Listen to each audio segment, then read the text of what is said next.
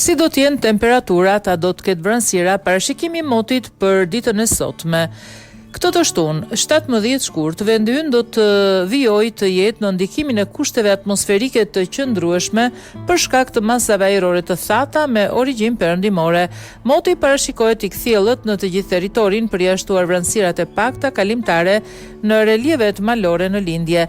Era do të fryejë lehtë me drejtim kryesor nga kuadrati i veriut me shpejtësi mesatare nga 1 në 8 metër në sekond, ndërsa temperaturat në mesditë do të jenë pak gradë më të larta se ato mesatare të periudhës që ndodhemi, duke prekur vlerat 21-22 gradë Celsius.